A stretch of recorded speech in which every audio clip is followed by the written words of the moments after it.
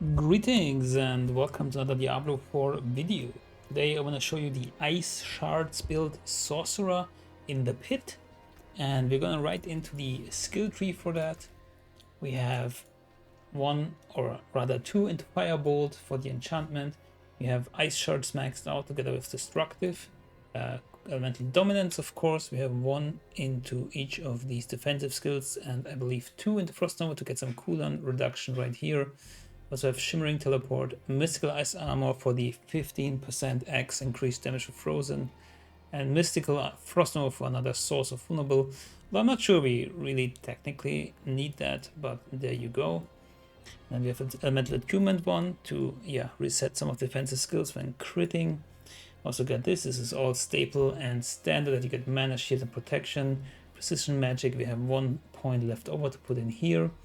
I also got Icy Veil because I have Conceited Aspect and Stormclaw Aspect, which both only work if I have a barrier. So the longer the barrier, the better. This Cold Front comes from a botched temper, but it's actually not so bad. Then we have the Devouring Blaze, which our amulet also gives +4. And Unstable Currents with Prime and all these cold damage passives. And then we got Avalanche as our key passive. Together with our gear, which is the Halkin's Crest, the ever-living breastplate right here with mana per second greater affix. We have Conceited with +2 Ice Shards.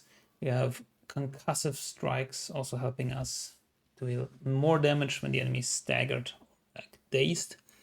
Isus, pretty nice, pretty important. Then we have Piercing Cold right here with chance to cast twice, like Ice Shots cast twice.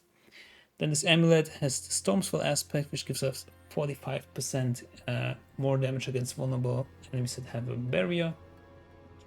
And then we have this Loop of Control. It doesn't have a greater affix, but it has attack speed, crit strike chance, and crit strike damage, all that we want. Although you could argue that maybe Int is better than crit strike damage, but I'm going with that for now. Rushas, of course, also a staple. And then we have also here Avalanche Key Passive is 2 additional casts. As of latest patch, this is what it does. And it also has the chance to cast Ice Shots, but I didn't crit with my Masterworking here. So ideally you want the Ice Shots projectiles as your Masterwork crit right here to have like more Ice Shards, of course. As for the Paragon board, and by the way, you will find this build in the description below to go through it in your own pace. But to quickly go over this, we have the Winter Glyph right here, although I want to put in the Tactician here. I think it's better overall, and it will give us more damage, especially against bosses, but I'm still yet to level this up. Then we have a Flame Feeder right here because we're dealing damage to burning enemies, since we have the Fireball enchantment and also the Ice Shots, by the way. The Fireball enchantment makes it so that our enemies are burning enemies. So we got Flame Feeder right here on the enchantment master board. Then we got the Frigid Fate right here and the Control glyph. Then down here we got the Reinforced glyph on the Elemental Summoner board. Then here we got Icefall, which is also pretty great, with Exploit glyph. And lastly, on the Burning Instinct board, you got Destruction. You can see here there are like several nodes that I actually want to get, but I don't have any more points. It's like damage to burning enemies, damage to burning enemies, damage reduction from burning enemies, but at least we got the damage to burning enemies rare nodes. Alright, this is the build. Let's pop some potion. Let's go with crit chance and crit strike damage potion. We're going to do tier 80. I know it's not the highest you've ever seen, and I know Frozen Orb can beat higher, Blizzard can beat higher. This build potentially also can beat higher. It's just not maxed out gear, and it's not the best stats. You will see it in the build guide in the description below, in the build link. Some of these stats are not ideal yet. It's really hard to find, especially with greater affix, the ones that we need. So there's more potential here. Plus, you will see, and you saw it in the intro sequence, that we are crushing all the trash mobs, like easily crushing them. But against bosses, as you will see in a minute, we are struggling a bit. So if you have a good idea on how to get more damage against single target against bosses, then write it in the comment section below.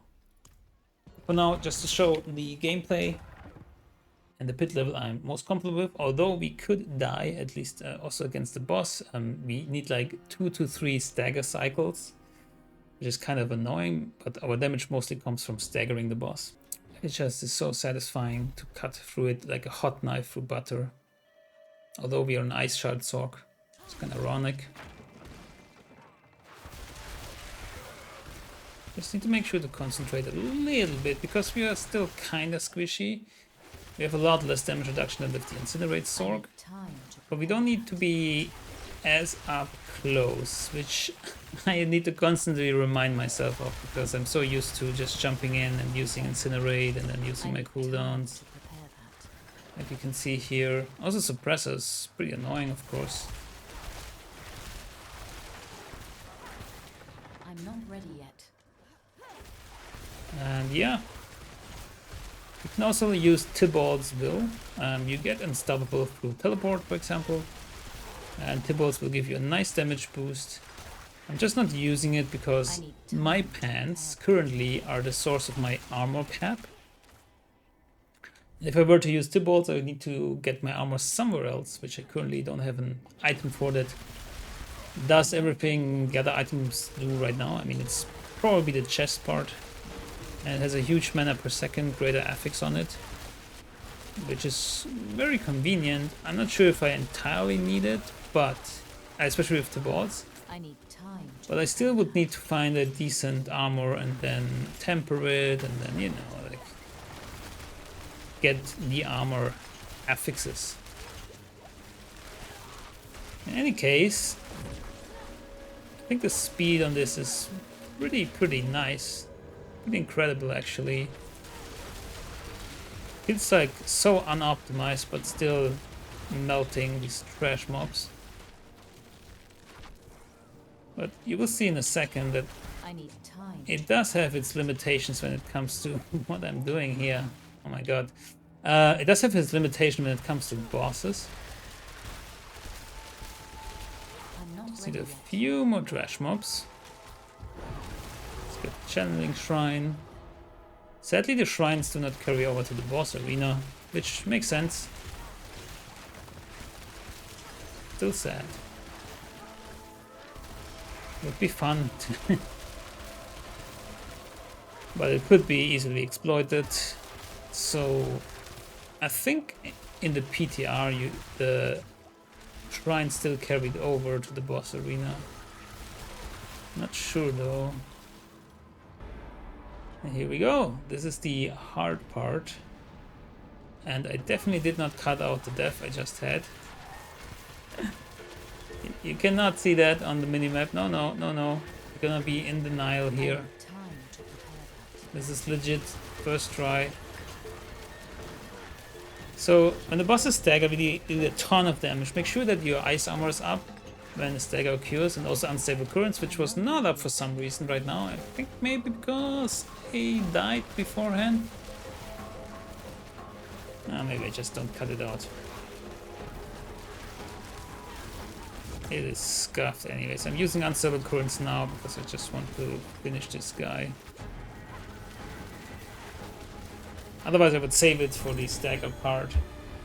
Here you go. Not the strongest build. Even though it's unoptimized in terms of gear, I would expect a little bit more punch. But yeah, you just saw it struggles against bosses. We deal almost no damage compared to the stagger phase. In the non-stagger phase, we deal almost no damage. Still a fun build, still very fun, especially like in Helltide, Nightmare Dungeon, and even the Pit. I mean, Pit 80 is nothing to scoff at. You can farm your materials, you can advance your gear, and I think Pit level 100 is definitely possible, and it's a great achievement. In any case, I hope you still liked this video, although it was a bit, you know, I died here and there, but still, I think you got the gist of it, and you know how the build works now.